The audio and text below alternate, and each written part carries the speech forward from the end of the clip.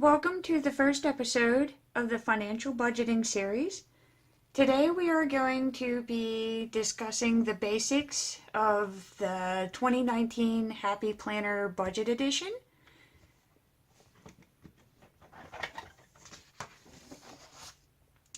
So the very first page that we come up to is the savings goals page. And here you're going to enter in your savings goal that you have for the month. And a great way that I made my choice of $50 per month is I took my annual savings goal, which is $600, and I divided it into 12 payments, so which led me to $50 per month.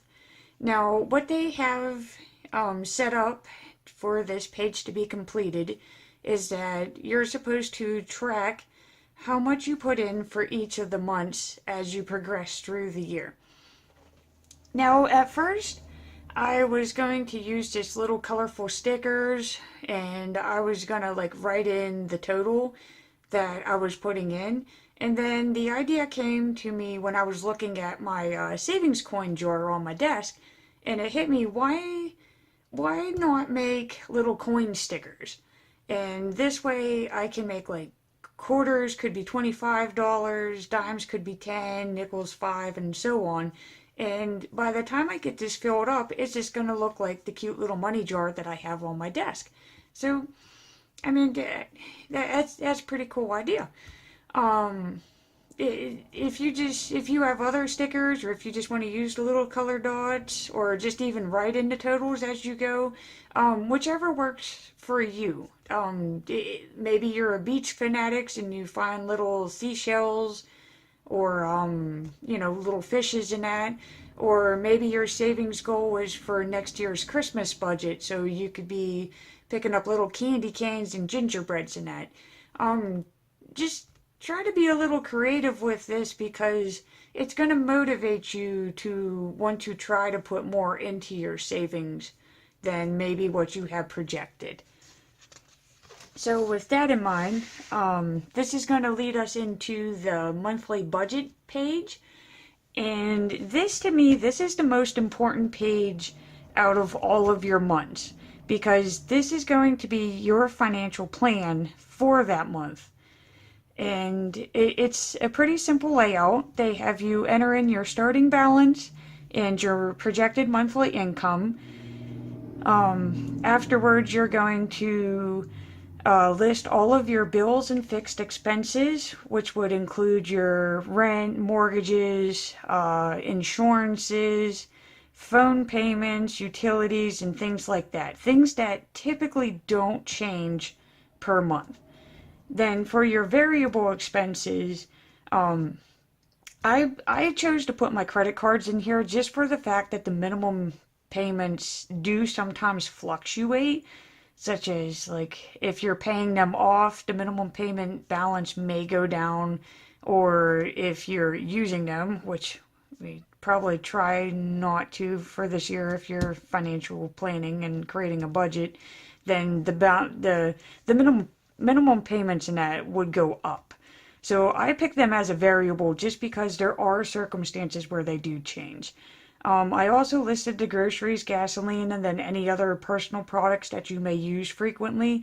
You can go ahead and place them in your variable expenses. You're going to then add up your bills, fixed expenses, and variable expenses to get your total expenses for the month. And then you're also going to list out your starting balance of your savings account and track when you want to deposit money into that savings fund. And then you're also going to list up a total of how much you're going to put in for the month. Now, after all that, you're going to take your starting balance, you're going to add your monthly income, you're going to then subtract your expenses and your savings total to get your ending balance for the month. And again, just in case some of you are new, you want your ending balance to be a positive or close to zero as possible if you're choosing to do the every dollar counts budgeting system. If this is in the negative, We need to go back and reevaluate this, because if you're ending in the negative every month, it's not going to end well. So again, we want this to be a positive number. Another section that I liked on this page, which I really thought at first it was unnecessary, but when I first started to think about what to put in my goals for next month, this area became very, very important, because not only are we pre-planning for the month that we're going into, which for this episode it's January, but we're also pre-planning for February, which is great because I've never actually thought that far ahead in the months when I was budgeting. So a quick reminder is that February is a short month, which it's only like by 2 or 3 days, but basically this month goes by really quickly, and we need to be prepared with our finances for the upcoming month of March. And a lot of our major bills are due on the first or the first week. So this one was really important for me to keep that mindset. Another personal note for me is my son's birthday is in February. So I need to start thinking about, what am I going to get him? How are we going to celebrate? Do we have to go anywhere? Do I need to put back money for this? And the third one is another personal note for me, because I want to start preparing items that are just laying around my house that are of still great use, and I want to start listing them for sale, just so that I can make more funds for my savings account or to pay off debts. So once you get your monthly budget set up and you like the numbers that you're seeing, we're going to go ahead and move to the monthly layout spread. And here I just did a visual representation of my budget, because it's one thing to be looking at lists like this where you're like, okay, this is what I have due, this one is due, and this is what my account's going to be.